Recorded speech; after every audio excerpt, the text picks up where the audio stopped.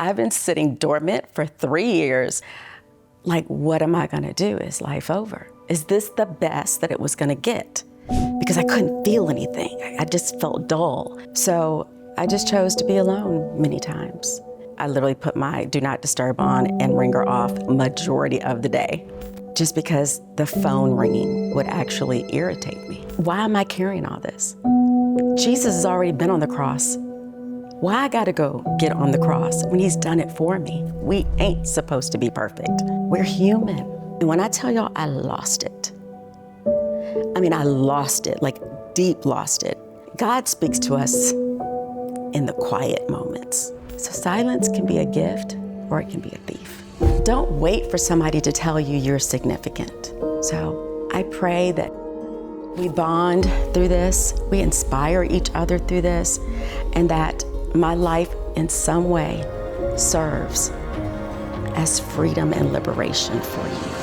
I want to invite you into one of the most brave and courageous journeys of your life, and that is to pursue you. Welcome to the Pursue You podcast. There's no one greater to pursue, and I'm excited to take this journey with you. First of all, I love you all so much. You're giving me great purpose in being able to pour my heart out. And I pray to God that this serves you wherever you need it. I pray that you realize that it is not selfish to pursue you. I don't care what season you're in. It is okay to continue to pursue you. Don't feel guilty about it. Don't wait for somebody else to tell you it's okay. Don't wait for somebody to tell you you're significant. I want you to know you're significant because you know you and you know what you value. So I pray that we bond through this, we inspire each other through this, and that my life in some way serves as freedom and liberation for you. I pray that. So how many versions of myself have I experienced? Probably not enough to even put on 10 fingers. No, not enough, more than that. How many versions have I experienced of myself? I can't even put them on 10 fingers. There's been so many. And that's probably why now, as I am trying to pursue myself on this journey, I find myself trying to look back and capture pieces of me from my past. First of all, that's already a part of me. But as I move forward, I have to be really clear on what is my purpose today? What do I have to offer? And how does God want to use me today? And that's been a real struggle. I feel so much like I'm getting on track, but at the beginning, I didn't know. I didn't know that I was going to have to find this new person. I just assumed all of those different people were me. And then once they were all gone, I was like, whoa, but I was a mom. But now I have a daughter married, about to have a beautiful baby girl. I have a son who's now 23, playing his last year in college football, undergrad Stanford, getting his master's degree. A daughter who's at the University of Georgia, she's gonna finish in a year. I have a bonus daughter who is like killing it. And I have Elijah, who is 15, starting high school. And like, he don't really need us anymore. I tell people sometimes, I think Elijah is raising himself, seriously. And he's doing a good job. I don't have that strong identity like I used to have. Like, soon I'm gonna be a grandmother. That's gonna be a new part of me. So I don't wanna go back and be the pageant girl. I don't wanna go back and be the broken woman who struggled with self-esteem issues and losses, who made bad decisions about marriage sometimes, who didn't do the healing that was needed. I want to see who am I today with all of the things I've been through and the things I've seen, even the wonderful, beautiful experiences I've had. And there have been many. And I always have to remember that too when I want to talk about all the losses, losing my mother, my father, my sister. I got to remember all the beautiful moments we had as a family. I got to remember just the most amazing experiences I've had in life around the world because of the relationships that I have, or that people that just opened themselves up and said, hey, come join me for this. So this new Pat that I'm in pursuit of, I can't wait to see what she's going to be like. It's already starting. Just doing this podcast right now is a huge start because I've been sitting dormant for 3 years. Like, what am I going to do? Is life over? Is this the best that it was going to get? Because I couldn't feel anything. I just felt dull. And I've never not felt something. And that scared me. It scared me that I didn't want to really leave the house. It scared me that I didn't want to go out with my girlfriends to lunch anymore or go to events. It really scared me that I didn't want to answer my phone, didn't really want to talk to people because I felt like I didn't want people, well, probably I just felt embarrassed because I felt like I'd grieved a long time and people may be like, okay, it's time for you to get past that. You know what I mean? So I just chose to be alone many times. My kids don't like this, but I literally put my do not disturb on and ringer off majority of the day, just because the phone ringing would actually irritate me. And that has never been me. I love people. I'm a people person. That's a big part of, I believe, that makes me so special and what makes people so special to me. And all of a sudden, that was cut. So it'll be cool to see. I want to see what God's going to do with me at 54, almost turning 55 in a couple of months. I'll be honest, I thought maybe it was too late. Maybe I had given away majority of my life to everybody else, and now you just got to live with what you got. That wasn't true. It's not true. So today, as I sit here, I'm like, God, thank you. Thank you for the time that you isolated me and allowed me to get rest. And when I say pursue you, you allowed me to really pursue me for once. And I had not taken the time to do that since maybe about 21, 22. So it's going to be interesting. Y'all just going to have to see what happens on my journey. You know, God stripped me of all of these titles that I took on. And I mean, I took them on. Nobody made me do the things that I did. I wanted to be a great mother. I wanted to be a great wife. I wanted to work in philanthropy. I wanted to be in ministry and help others. So nobody took it from me. I don't want to be a victim here. I chose it. I loved it. But then I got to a period where I was stuck. Those things no longer needed me as much.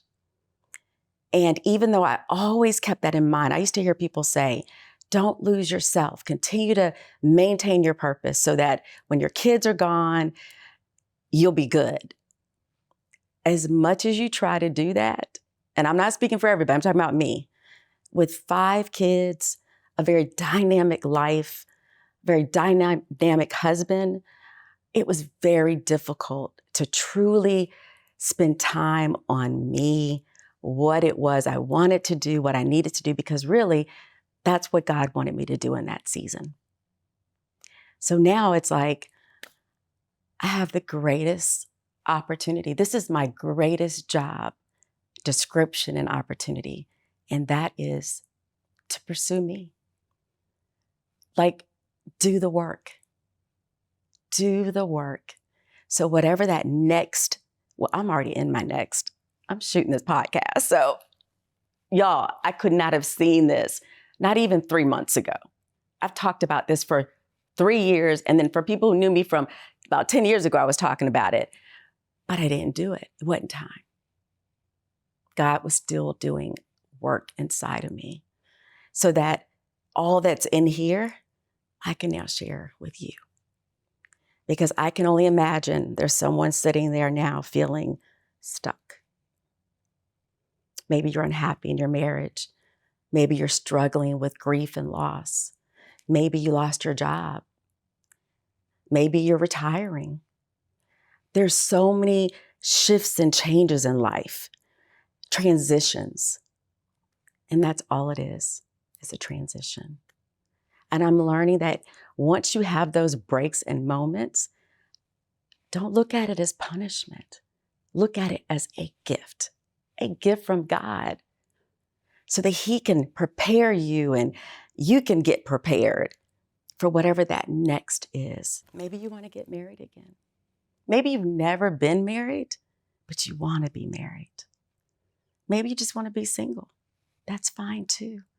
Maybe you want to have children now.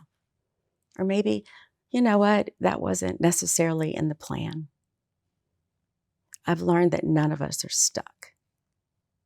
We are always moving. We're always growing. God's always doing something. We just can't see it. And if I could go back and preach the same thing to myself 3 years ago, I don't think it would have taken me this long to get here. But again, it was necessary. So this is the best of times when you really get to pursue you. It is not selfish, because guess what? Even as you pursue you, everything that you gain from that is going to bless everybody else around you. And you don't know the authentic person that God wants you to present to the world. And how can you be authentic if you don't know who you are? So I'm loving this. Y'all know it used to be Treasure You, which I still love Treasure You. That was more about pampering, putting the oxygen mask on yourself, before you put it on your child, like on an aircraft. Now it's about make things happen, pursue you. And that doesn't mean just a manicure, a facial. No, I'm talking about, do self-care. But this next season for me, it's different. I would much rather be doing this right now, and I'm being honest with you, than to be having a massage. Y'all, I've been laying down for 3 years. Y'all, I don't want nothing where I got to lay down and chill out. I want to go. I'm ready to live. I'm ready to love again. I'm ready for whatever God has purpose for me. And I'm so excited about it. Be excited. I want you to just start feeling excited about whatever God is doing. You're not being punished. Life is not over. You are good enough, just like you are. But be excited. Anticipate what God is going to do with all this, if you let Him. Don't fight it. You're about to meet the best version of yourself for this season. And I'm going to be right there with you, doing the same. Let's talk about shame. I call him slick, right? The enemy, Satan, whatever you want to call him, has a way of creating so much shame out of our lives, out of our mistakes, our troubles, things that have happened to us that we didn't even have anything to do with, but it just happened. And that is something I really struggle with, especially when I failed in marriage, and now twice. I'm a minister. I'm an ordained elder, and I'm going, what am I saying? I think actually I stayed longer in my second marriage because I really felt that I would let people down if it didn't work. And I never want to be a liar. I never want to present something that's not true. So I struggled with that. Of course, people have all different philosophies of the Word of God. The main thing that I have learned in the last 3 years is that we serve a God of grace. He already knew we were going to make mistakes. He knew we were sinners. That's why He sent His Son. And I realized, why am I carrying all this? Jesus has already been on the cross. Why I got to go get on the cross when He's done it for me? And so I have beat myself up over the years of 2 failed marriages. What do people think? They're probably saying, oh, it got to be her fault, right? And I did play a part. And I just feel, I just want to release somebody out there that's beating yourself up. This is a part of our journeys. Okay, I'm gonna say it like this. We ain't supposed to be perfect. We're human. And so a part of life, yeah, it's making bad choices. And then I also realized, you know what? I actually had 2 successful marriages. I have nothing to be ashamed of. They're great fathers. They're still very dear friends of mine. We've had some of the most beautiful moments together as even our families have come together and created something so special. I refuse to be ashamed of something that was so beautiful just because it doesn't look like the traditional way that we all think of marriage and family. I truly believe in being a trailblazer.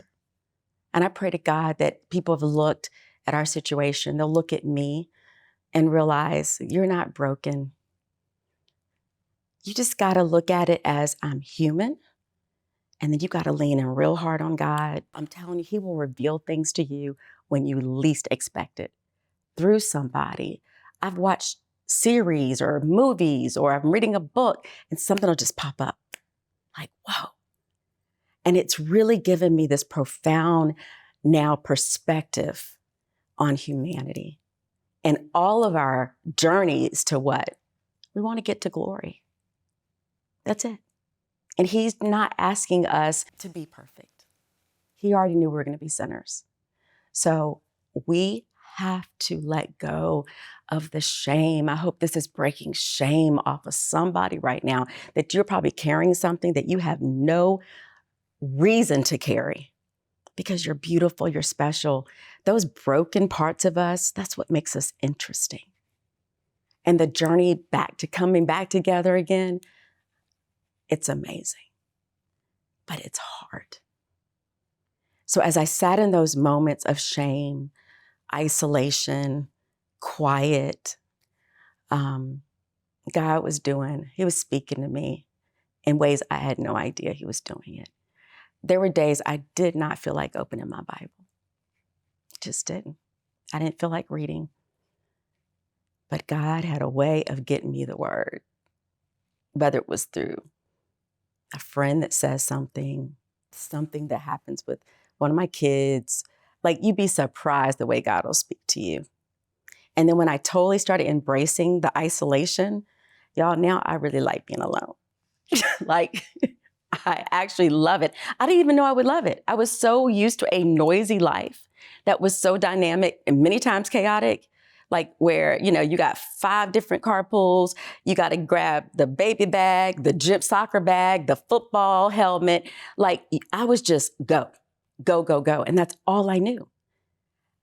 And so now I'm like, okay, it was uncomfortable, but man, y'all, it is nothing like just quiet. That's another thing too. God speaks to us in the quiet moments. I think many times I was so busy, I was missing direction because, again, I was just responding, waking up and just responding to the day. Now with my quiet moments, I'm telling you, I get the most profound, like insightful thoughts from the Lord that are like, wow, ideas, inspiration, healing. I have embraced the work that I've had to do. So outside of like the times when I really didn't want to get out of the bed and I was so depressed, having extreme anxiety, like I can remember Jasmine coming to visit one weekend and I thought I was doing better. And she walked out to see if she could wear something on the airplane of mine. And she walked out and it was my sister's jacket.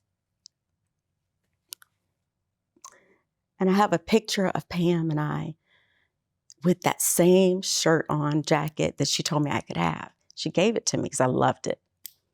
But Jasmine, all the clothes in my closet, goes in and picks that very one. And when I tell y'all, I lost it. I mean, I lost it, like deep lost it. And Jasmine said, Mom, I can't leave you like this. And she didn't get on that plane. Those are the kind of moments that you have, that you go through. And I thank God he sent me this baby girl that I felt like I had way too young because I didn't know what I was doing. You know, at 25, he sent her now back to take care of me. I'm telling you, that for me is beautiful. Last night, I got a text before starting this today from my daughter, Skylar, the most incredible text message about Mom. You're going to be phenomenal. You're going to do great. It's time. I'm like, are these my babies? Are these my babies? I was so scared that I had lost all my cheerleaders, my mom, my dad, and Pam. And here, God's like, no, I got you. I got you. So, yeah, those dark moments, they can be really dark and scary. Just know God never leaves you empty-handed. You'd be surprised who's going to show up as an angel for you. Maybe even your own child. So when I think about silence, silence has gifted me in so many beautiful ways. You know, just to get quiet, to get rest, not to depend on so many voices and directions, people telling me what I should do or me depending on that. Always comforting me, always being there. But it also stole something from me. And that was the ability to connect with others. I love connection. And there was many times I felt lonely and alone. And those moments were hard. So silence can be a gift or it can be a thief. You know, the moment that I had with my producer, Jessica, who's really sitting right here now, when we were kind of talking through this concept and I didn't have a name for it. We're having a production, we are planning this, has no name. It's like a child being born with no name, right? And you have to see that baby to realize, okay, this is your name. So in one of our calls, as we're talking about me and my value, my worth, struggling with that and struggling with my identity, somehow, at some point, Jessica said something and pursue you came out of that moment. I don't remember if I said it or she said it, but it was definitely like Mary and Elizabeth when like we came together, the baby leaped and we were like, that's it. If you all knew how many names we went through for this podcast, but that was it. And let me tell you, like the old Pat, I'd ask everybody, what do you think of this name? What do you think of that name? Like literally, I'd stay up at night, wake up thinking, what's the name? And all it was a conversation when God was ready to reveal it. And then, boom. This season of my life has been all about me trying to pursue myself. That's it. That is it. It was like perfect. So, again, when you get quiet, God has a way of revealing things. And when you're connected to the right people with the right spirits, you'd be surprised how things come together when you all are together.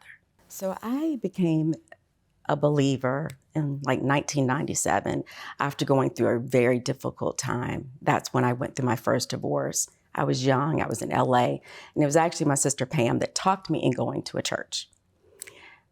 And one Wednesday night of Bible study, that was it. I felt the tug on my heart and I gave my life to Christ and never looked back.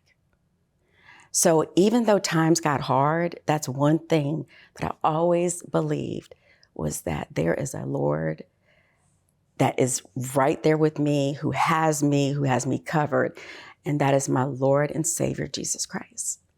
So I've never struggled with my faith, no matter what I've been through. Never. I've never questioned God about things that have happened because I really want to please him. What I have been, though, recently struggling with is the different things that people have taught us over the years behind the veil of faith in the Bible that I don't know if I even believe anymore. And so many of the things I struggled with were things that now I look back and go, why was I struggling about that? Because again, we honor a God of grace. So if I make a mistake, all I have to do is repent. Let him know. Like literally, y'all, this is how I pray. I used to like really try to formally pray to God. Like this was some, no. God, he's our friend. He wants the best. He wants to be in a relationship. I learned to just start talking with God. God, I did so-and-so. I know it's wrong, but I'm struggling with it and I can't stop. Can you help me? Like really, Lord, just help me because I know this is wrong. That's how I've started praying and asking him, please forgive me. Lord, you know I want to honor you and your word, but I'm really struggling. And I have seen just this. Maybe that's why I was ready to do this podcast, to be honest, because I think I was carrying so much shame, and there was many times I didn't feel like I could minister because I'm still hurting, or, I've been divorced. How am I going to help people in marriage? Well, guess what? You want to talk to me about marriage. When you've lost 2 marriages and you've done the work I've done, trust me, I can teach you a lot about marriage, especially the preparation before you get married. So I started feeling more empowered by my journey, not so ashamed of it, because the shame was causing me to get low, walk around more quiet, thinking people are going to say, what's she going to look like? She only have her stuff together. You know what I mean? But I realized, but that's the powerful part. I don't have it together. And I'm growing and learning because of it. And it's making me stronger. And my relationship with Christ has gotten stronger because it's real. I learned that I can just talk with him and share, and he loves that. I really believe that there are seasons. I mean, the Bible talks about it. So I believe the seasons where I was all in motherhood, all in raising my kids, all in caring for whether it was my in-laws or my father and my mother, those were the seasons for that. What I regret is that I fought it during the seasons. I kept wanting to get here, to like where I am today. I've been trying to get here, y'all, since I was about 14. So I didn't see this day coming. I just kept thinking, okay, I got to hurry up, grow my kids up so I can get to that thing I know I'm supposed to do. If I could go back, I would literally just enjoy motherhood, enjoy my family, those precious moments, and not fight the seasons. I really wish people knew how very real that I am. I've had a lot of people tell me that people ask them, like, is she really that nice? Is she really that kind? Or what does she do? I really wish people understood that women that may be married to men who are high profile, not all of us are the same. Many of us may have been chosen to be in that partnership because of what we bring to the table. So I really wish that people wouldn't underestimate me, underestimate my genuine heart and love for people, my genuine heart to really want to be a great partner to my husband. Now, I didn't like to cook. That was a big part of the Oprah special we did. However, I wish people would have looked at that differently. Man, she got 5 kids, a blended family, going in so many different directions. She's helping with their elderly parents, helping the community through their nonprofit work, helping women through Treasure You, forming retreats, and raising dollars for women who were going through major transitions. That part of me, I felt like kind of got skewed to the side. That people typically identify with the person who's out there, who's making maybe the money. And I really didn't like that people did not see me equal to my husband's. In some way, I always knew that somebody may have been coming to me to go really talk to them. I was at a Super Bowl one time, pregnant with Skylar. Y'all, I literally almost got trampled by about 20 men trying to get to Emmett. And I thought, okay, this is the lowest. When you get Trump, like literally 20 men, when they trample you to get to your man and they, like, you're not even, those are lows. People don't know how that just takes little bits and pieces away from you. I wish people valued how much the partner who may not be the primary breadwinner or the star athlete, entertainer, CEO, pastor, I wish people would start looking at marriages as a partnership. It takes both. There's no way in the world that when I was raising the kids and Emmett was finishing his football career and doing Dancing with the Stars, by the way, there's no way in the world I could have been doing the same without our kids being neglected. So I take it offense when people do not recognize the partner. And I'm gonna tell you, in today's world, it could be the husband or the wife, because now we have a lot more women who are CEOs, who are entrepreneurs, who are out there making, a lot more money than their husbands.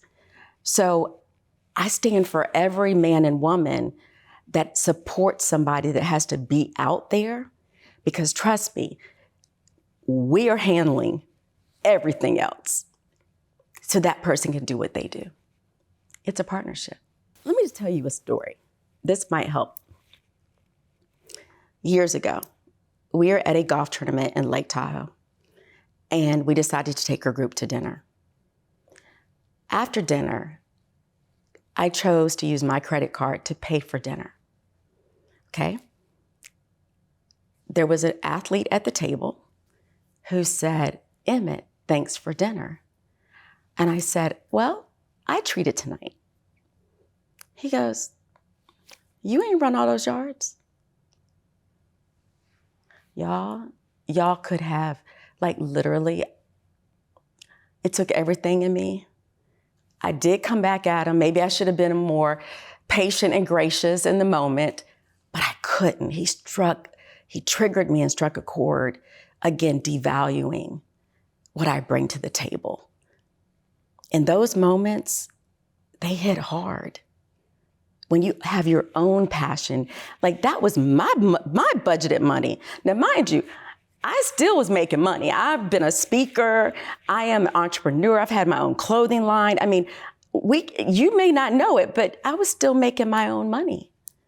So for somebody to, like, literally decline a gift and then to play me like that hurt. I've always felt I had something to prove, that I am valuable, that I do have something to offer beyond the football field or beyond the stage or beyond the ballroom. I have a lot to offer. And I don't know anyone that doesn't want to feel significant and that what they bring to the table matters. When we all get to the end of our lives, I want to be someone who said, I did everything I was supposed to do. I impacted lives. I helped others. I loved others. I really want to feel like, wow, I did exactly what God wanted and purposed for me. So when you take that away from me, I get problems with that. Because I'm going to tell you, raising kids, it is no joke. And now that they're older, I'm like, man, we did that. We did that. I see it as a partnership. Please don't say that I'm insignificant. And please don't say, no, you can't treat because you ain't run them yards. No, don't ever say that. Just say thank you. This is the Pursue You podcast. And I am your girlfriend, your sister.